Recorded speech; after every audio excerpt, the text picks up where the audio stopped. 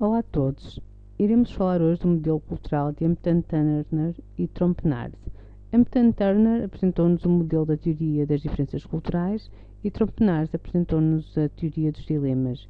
Estes autores definiram 7 dimensões culturais resultantes de diferentes soluções que diferentes culturas obtiveram para resolver problemas universais. Os dilemas acabam por confrontar dois valores contraditórios e acabam por ir ao encontro de 3 dimensões ou 3 categorias: o relacionamento entre as pessoas, a forma como se gere o tempo e a passagem do próprio tempo e a forma como os indivíduos se relacionam com o ambiente.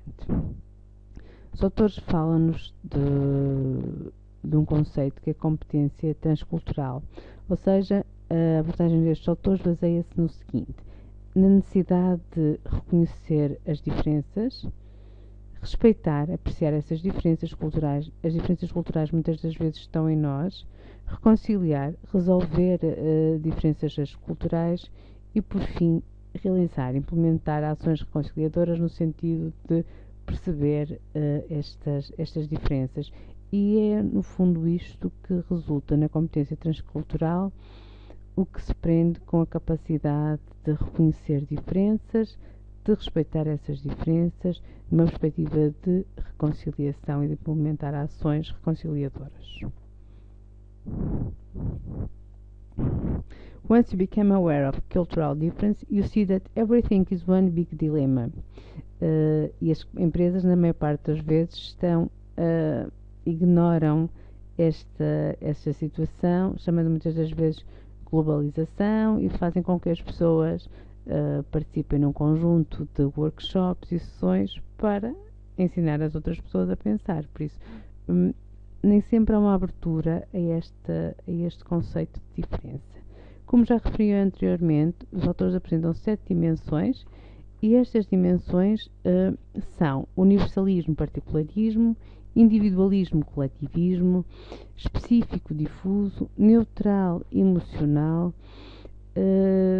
resultados, atribuição, assíncrono ou assíncrono, interno ou externo. Cada país ou cada cultura, ou ainda cada indivíduo, pode-se aproximar das extremidades destes dilemas, dependendo das situações. Ou seja, referindo que numa situação pode ser mais universalista, numa situação mais particularista.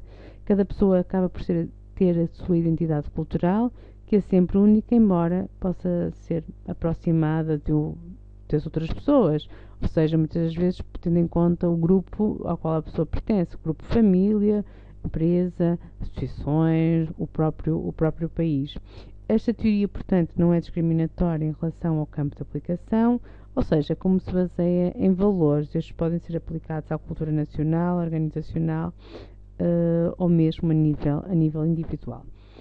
Vamos analisar cada uma destas dimensões e recordar apenas que o estudo se iniciou em 1998, procuraram reunir informação durante 10 anos através da resposta a dilemas, e o questionário foi enviado inicialmente para 15 mil gestores em 28 países, portanto acaba por estar muito aplicado ao conceito empresarial e a posições de chefia.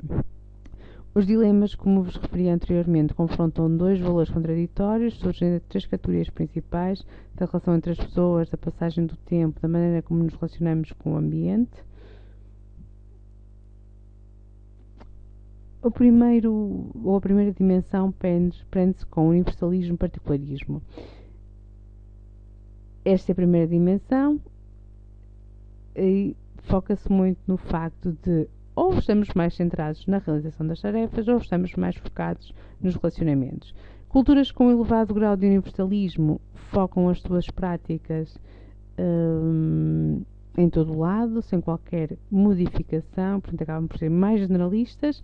Culturas particularistas valorizam as relações sobre as regras e as circunstâncias vão determinar os comportamentos mais adequados. Exemplos de países mais universalistas: os Estados Unidos, a Austrália, a Alemanha, a Suíça, a Suécia, Reino Unido, Holanda, República Checa, Bélgica, França, Eslováquia. Países mais particularistas: Brasil, Itália, Argentina, México e Tailândia. Vamos ver um dos primeiros dilemas. O que é que fariam se um vosso amigo cometesse um erro num contexto profissional e competir-lhe a si reportar esse erro publicamente. Seriam mais generalistas ou mais particularistas? E agora este segundo dilema. Peço-vos para analisarem. Vai num carro guiado por um amigo próximo e este vai a excesso de velocidade, atropela um peão. O advogado do seu amigo diz que se declarar sob juramento que o limite de velocidade não foi ultrapassado, pode livrar o seu amigo de graves consequências. Tem o seu amigo direito, algum ou nenhum, de esperar que o proteja? O que é que faria?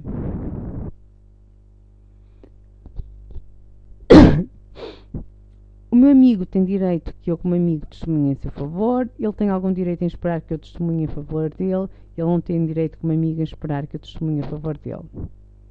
O amigo não tem muito direito em pensar que eu poderia ajudar. A resposta com maior pontuação é na Suíça. Portanto, que de facto acaba por ser mais universalista. Depois os Estados Unidos, Irlanda, Suécia e UK.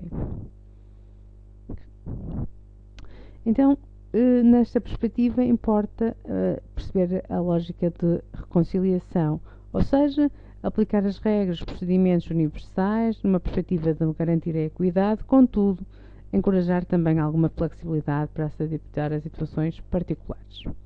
A segunda dimensão é o individualismo-coletivismo. Podemos pôr o indivíduo à frente do grupo, a que pertence, ou o grupo à frente do indivíduo. Em culturas mais individualistas, as decisões são tomadas na hora e há um grande sentido de responsabilidade pessoal.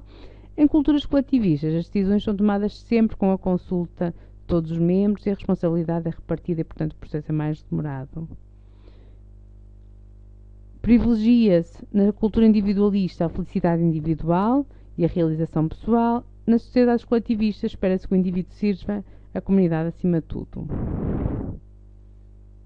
Alguém diz, é óbvio que se alguém tem um máximo de liberdade que puder e a máxima oportunidade de se envolver a si próprio, a qualidade da vida melhorará como resultado. E outro diz, se o indivíduo cuidar continuamente dos seus pares, então a qualidade de vida de todos melhorará, mesmo se está a levar a uma obstrução da liberdade individual e desenvolvimento individual.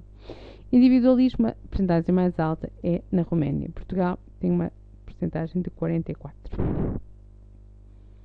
Então, em termos de reconciliação, temos de encorajar a liberdade individual, a responsabilidade e também encorajar os indivíduos a trabalhar para um consenso e para os interesses dos próprios grupos. A terceira dimensão é específica ou difusa. As culturas específicas, há uma clara separação entre o campo profissional e o campo pessoal. Em culturas difusas, mistura-se, não há uma barreira definida entre estes dois campos e a entrada num deles confere a entrada no outro. Indivíduos em culturas específicas concentram-se em factos, contratos e padrões. Uma cultura difusa, genericamente, não se separa do espaço privado do espaço público, é muito centrada também nos relacionamentos. Um patrão pede a um colaborador para pintar a sua casa num sábado. Um deles diz, se não quiseres ir pintar, não tens de ir. Ele é o teu patrão na empresa, mas fora dela, ele não tem qualquer tipo de autoridade sobre ti. Outro defende, apesar de eu não querer muito ir, eu pintarei a sua casa de qualquer forma. Ele é meu patrão e não posso ignorar isso. Na Suécia, quem não pintaria a casa, ou seja, uma cultura mais específica. A Holanda, Suíça, Finlândia, Dinamarca são países em que, de facto, muito mais específicos. Interessa a perceber que a qualidade de um produto precisa de ser desenvolvida, portanto, muitas das vezes importa também desenvolver a qualidade do relacionamento, efetivamente, entre as pessoas.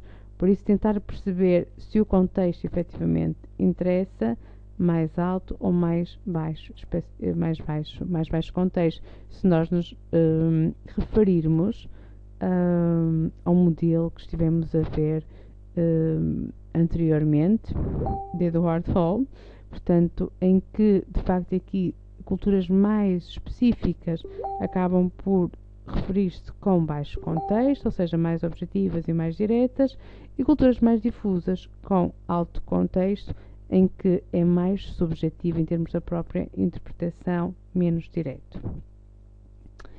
Quarta dimensão, neutral e emocional. Culturas neutrais, os sentimentos e pensamentos não são revelados. Indivíduos com uma maior componente cultural e emocional falam aberto e expressivamente o que sentem e estão a pensar. nós gerimos bem as nossas emoções.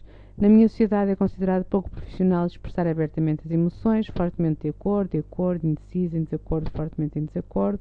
No caso de Portugal, aparece aqui com uma pontuação de 47.